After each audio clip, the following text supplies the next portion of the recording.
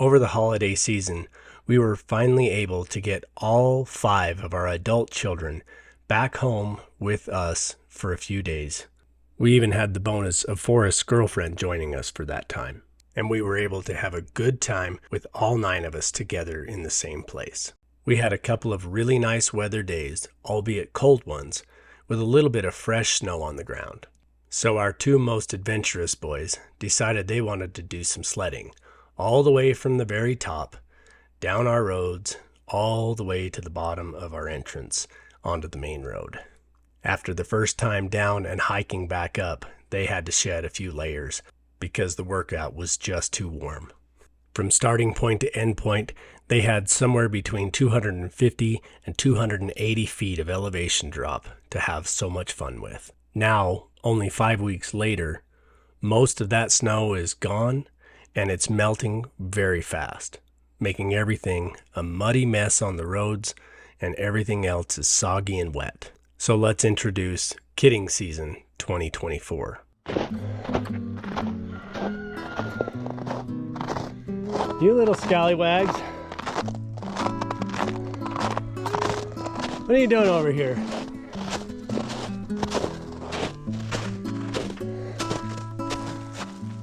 Go on. Back over. Yeah. Up and over. Yeah. Just like that. Stink pots. Look at them cute little babies at the base of the tree.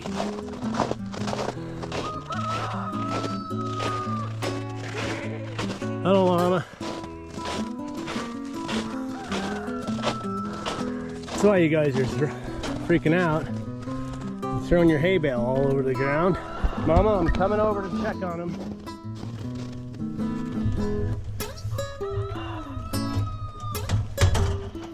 Cute.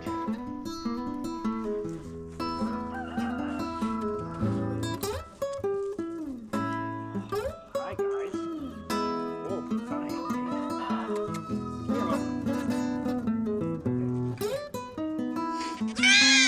Oh yeah. Oh, Mama's right here. You go see. You got a back stripe and boots like your daddy. Little white patch on your head. It's a little girl, the dark brown one, the little girl.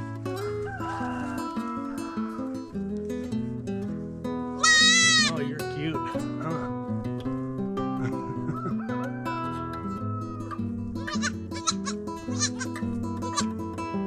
And a little boy, huh? Mostly tan. You got the light version, the blonde version of your dad. Hey, it's okay. You got the blonde version of your dad. You got a little bit of a stripe in your shoulders, white belly, tan socks. But hey. There you go. Hey, these boys, always the boys are the crybabies. Okay. Shh.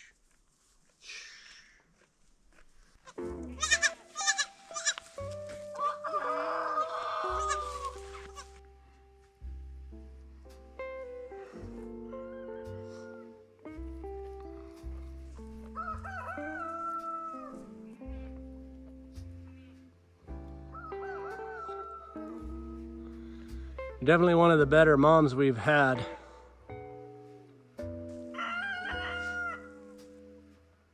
Better than all of them over there.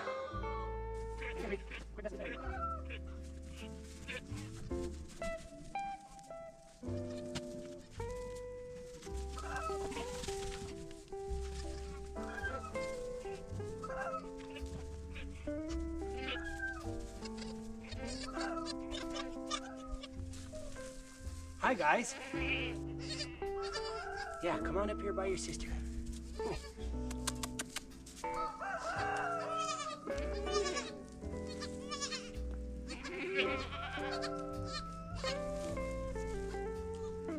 These 2 biggest white ones are my troublemakers. guess they have a rambling spirit.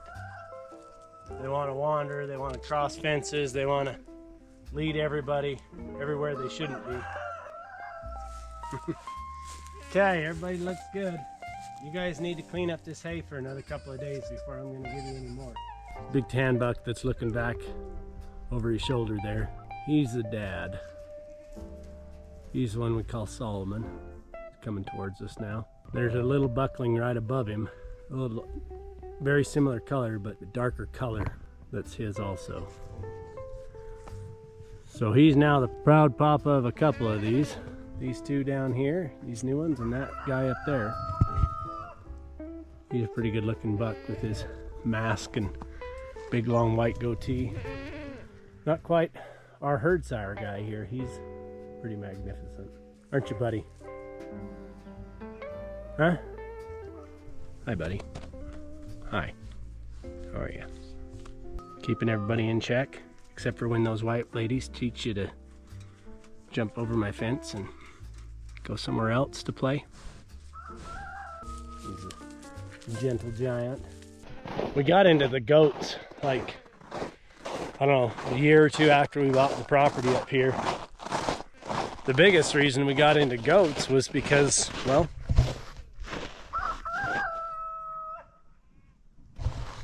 this clearly isn't cattle country, so goats was the best fit. Closest thing to deer and elk, which is what's all around up here. And they've come with their challenges, but they've been good. They do the best up here, and what I do like is when we get them in a space, they clean up all the undergrowth, and especially in the dense woods, they eat right down to the nub all the way around all the deadfall. So you can see clearly where all the deadfall lies, and it makes it easy to get that gathered up, cleaned up, and open up the ground for the undergrowth to grow in thicker. So it helps make that a lot easier for cleanup. We are going to thin down that goat herd quite a bit, and we're going to eliminate those 4 females out of the herd because of their behaviors, and they're not terribly good moms. They're okay, but not very great. They're not very attentive, and we've had more intervention requirements with them. So they're just going to come right out of the herd and go right into freezer camp. We've got 2 little bucklings up there that we've got banded, so we're going to raise them out for probably till fall of this year, and then we'll butcher them. We'll keep Emily and her 2 babies. The boy will band when he gets up bigger and raise him out for meat. The female will keep and bring her into the herd for more genetics. Mark said, hey, Everest, go check on the babies. There must be something going on or something like that. And Everest calls and he says, I think one of the goats had quadruplets. And we're like, quadruplets? And she's, we have a few first-time moms, and we weren't expecting, because they didn't look ready, but apparently they were ready. Once they perk up a little bit more and start standing, we're going to take them back to their moms because they have to learn how to take care of them. They're perking up. They have full bellies. I'm waiting for them to have some kind of movement in their body, meaning like I'm waiting for them to pee or do something. So we've had to intervene with the white goats before, and I think Mark talked about it where they would give birth to them. They look at them and they go, oh, okay, and then they walk away. So that's why we're kind of gonna have to thin down the goats. Well, we got one stand-in, and she already had a pee on the floor, which is great because that means her metabolism is working and she's gonna get some energy. So yeah. All right, let's see how this baby's doing. We had a long night last night with this little one. The little boy that we had with her, he did not make it. We got him closer and closer, and then he just quit. Eventually decided it was too hard. She fought and she did fine. We had to bottle feed her every couple of hours last night. We did milk some colostrum right off of her mom, and so we were able to get a pretty healthy dose of colostrum straight out of that. And then we bottle fed her the mixture of colostrum with some milk replacer. We brought the little girl up this morning and presented her, and she got on suckling and everything. So we let her up here for the last couple of hours. I want to see how she's faring. She was hungry when she came up. There she is. Yeah. You're doing okay. That mama needs to teach you to lay up against the hay bale, doesn't she? This white one that's taking over for her is into milk, and she got up here and she drank off of her right away. She looks pretty good, but she needs to learn not to stand out in the open. And I hope that that mom teaches her so that she has a chance. Hey, little one. See how your pals over here are hiding down underneath the hay? Lay down up under there. No, lay down. Like that. There you go. Nuzzle up. Right in there. There you go. Lay down, nuzzle in there. Come on. Okay, come on. Get up in there next to her so that she'll help keep you warm. Okay? That's better. And when mama comes calling, you can go to her. Okay, well, it was successful. It's a shame. They had 4 kids right back to back, 2 from the black and white one and 2 from the white one. And they're terrible moms. They're not attentive. They don't really care that much. The 2 big white goats over there are their moms, and they weren't very attentive either.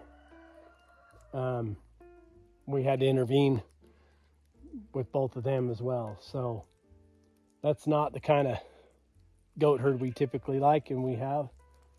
So those are all going out of the herd. Here I thought I was done, and just as I was walking down, I heard some baby calling. And that is the other big white one who I said I thought she was gonna kid soon because she was bagging up. And she just dropped one single. She's pretty okay with them. She's not the greatest, as long as they get up and fight. All right, keep working at him, get him clean. When they lay down and kid, they don't like to be relocated. They kind of keep going back to that spot looking for babies, so I don't want to intervene with that. She keeps coaxing him like that and he gets stood up, and he'll warm up and be fine. She may have another one in her, I don't know. We'll see. She ended up dropping a second one that needed a lot of interventions. A little black and white one dropped, and after a long night of syringe feeding, she never would quite suckle on anything, even after trying her with mom the next day. So she ultimately didn't make it. But the next mom was ready to kid. I guess she decided she wanted triplets instead.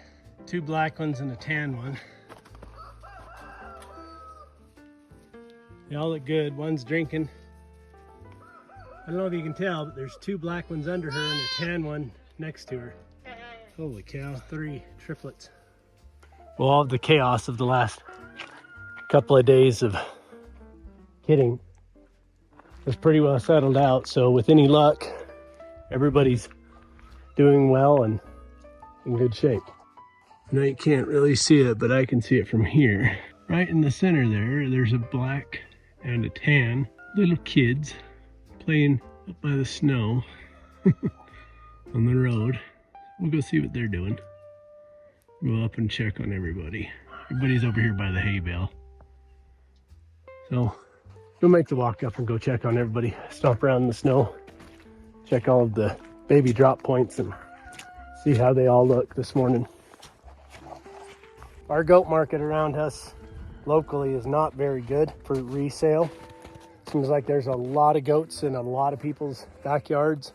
Nobody wants to pay anything, regardless of breeds or genetics or anything like that. So rather than messing with that, we're just gonna go ahead and run them into the processing kitchen and end up with some nice neck roasts, back strap. We might make some burgers with some beef suet ground in, and otherwise we'll probably grind in some pork fat and have sausage and bratwurst out of most of it.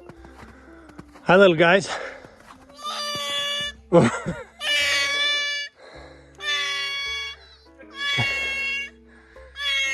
That's the newest ones.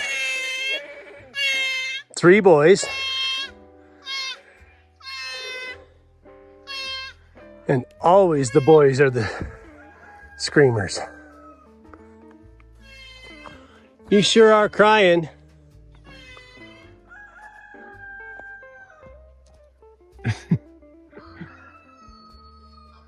Triplets all seem to be doing good. She's a pretty heavy milk producer. She's just not as patient sometimes. That one is headed off to check on hers. It's like the tan one. Boy, the first one is up. Okay, the little girl that took surrogate to the white doeling is doing well.